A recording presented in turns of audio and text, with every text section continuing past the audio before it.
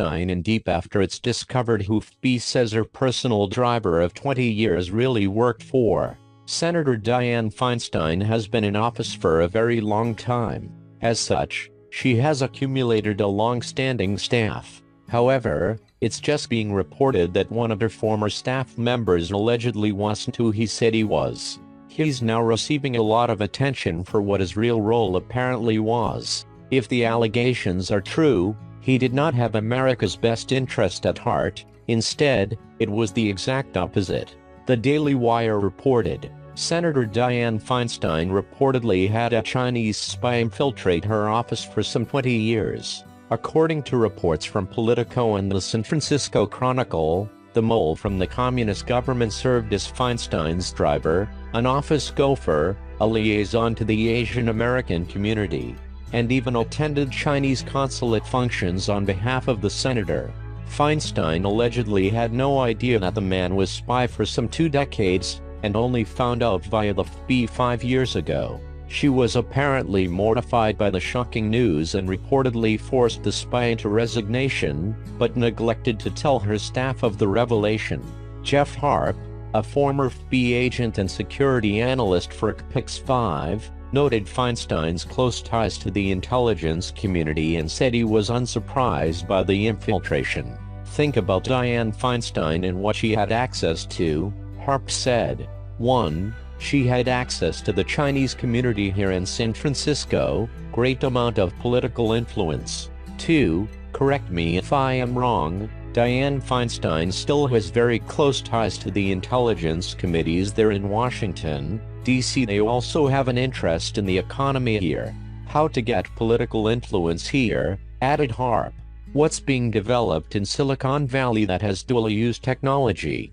All of that is tied to the Bay Area. Additionally, as noted by the Federalist, Feinstein failed to disclose that one of her former staffers, Daniel Jones, had hired Fusion GPS and ex-British spy Christopher Steele to dig up dirt on Donald Trump after the 2016 election. Trending Judge has had it with Mueller team, abruptly ends court after their humiliating screw-up, while Fox News reported the following. The staffer, based in the Democrats' San Francisco office, was suspected of delivering political intelligence, though nothing top secret, to officials based at the local Chinese consulate, Politico reported. The FB informed Feinstein, the then chairwoman of the Senate Intelligence Committee, about 5 years ago about the staffer and allegations that the staffer was a spy. The source who confirmed the incident to the San Francisco Chronicle said Dianne was mortified upon learning about it. The suspected spy served as the lawmaker's driver in California, but took on other roles as well, including helping out in her San Francisco office and being Feinstein's liaison to the Asian American community in the state. He attended Chinese consulate events on behalf of the senator. A former official said that the spy's handler probably got an award back in China for his efforts to penetrate Feinstein's office and pass on intelligence. The driver was reportedly recruited years ago after he being befriended on one of the trips to Asia by someone from China's Ministry of State Security, the country's intelligence and security agency, the Chronicle reported. He didn't even know what was happening, that he was being recruited, a source told the publication. He just thought it was some friend. The FB wasn't able to charge the individual, possibly because he was passing on political intelligence rather than classified materials, making the prosecution nearly impossible. They interviewed him, and Dianne forced him to retire, and that was the end of it, the Chronicle source said. None of her staff ever knew what was going on. They just kept it quiet, RT reported. The San Francisco Chronicle filled in a few more blanks on Wednesday, saying that in addition to driving Feinstein around when she was in California, the staffer also served as gopher in her San Francisco office and as a liaison to the Asian American community, even attending Chinese consulate functions for the senator. Quoting a source who spoke only on condition of anonymity, the Chronicle said Feinstein was mortified when the FB told her the driver was being investigated for espionage. The source placed the events about 5 years ago. Feinstein chaired the Senate Intelligence Committee from 2009 to 2015. A former FBI agent who ran counterintelligence operations in the Bay Area told Pix TV that he was not surprised at the news.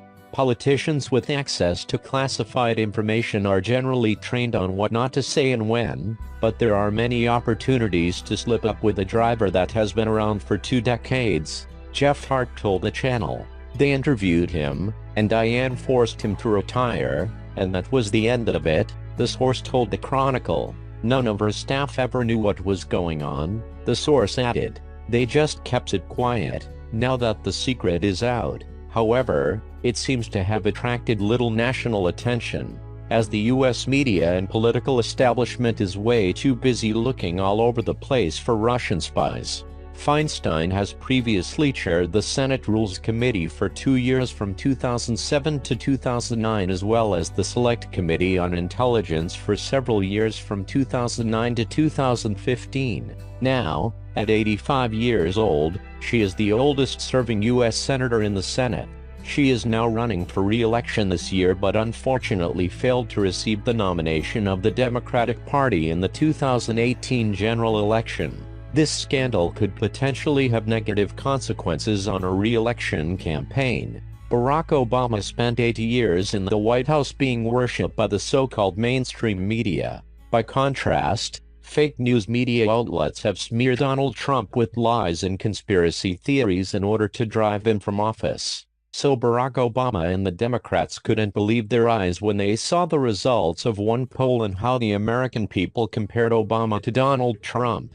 From day one, the media has sought to undermine Donald Trump by comparing him to Obama. It began on Inauguration Day when the press made an issue out of crowd sizes. Washington, D.C. is a Democrat enclave, so it stands to reason that Democrat presidents would draw larger crowds than Republicans. The media purposefully ignored this contest to bait Trump into lashing out so the press could ignore the historic nature of Trump taking office in order to write a petty process story. One study even found the media gave President Trump 90% negative coverage. The liberal activists pretending to be journalists put this plan into motion in order to separate Trump from his voters. That would leave the president dead man walking when he ran for re-election in 2020. But the plan failed. The most recent Rasmussen poll found Trump with a 50% job approval rating. That is 5 points higher than Obama's at the same time in his presidency. It's an amazing featuring considering Obama was treated by the media as a regal figure. He was routinely praised as brilliant, sophisticated, and the embodiment of everything right with Obama. By contrast, the media hounded Trump as a racist, sexist, xenophobic, Neanderthal. A December 2017 Pew study found Obama received 740% more positive coverage than Trump if you looked at how the media covered each president in the first 60 days of their administrations. Obama received 42% positive coverage, where Trump got just 5% of stories about his first 60 days in office having a positive slant. But the resiliency of Trump has proved how powerless the media is. In 2008 and 2012, Obama was able to ride the wave of positive media coverage to easy election victories. The media never asked him any tough questions and worked hand over fist to sweep any controversies under the rug. Normal Republicans would have wilted under a quarter of the fake news and lies Trump has endured from so-called journalists. But instead of apologizing or accepting the media's terms of debate, Trump fights back. It's the secret to Trump's staying power. Had he acted like a typical DC Republican, he would have been gone long ago. But Republican voters see how much the media hates them. A Politico reporter tweeted that Trump supporters at a recent rally were toothless hillbillies, and appreciate the fact that Trump is fighting to keep his promises to the American people in the face of unyielding hatred and hostility. The media spent 80 years ignoring Obama's failures and 18 months trying to hide Trump's successes from the American people. Despite the media working on behalf of the Obama administration and against the Trump administration, Rasmussen's latest poll still found Trump with a higher approval rating than Obama at a similar point in their presidencies. Do you think Donald Trump is a better president than Barack Obama? Let us know your thoughts in the comments section.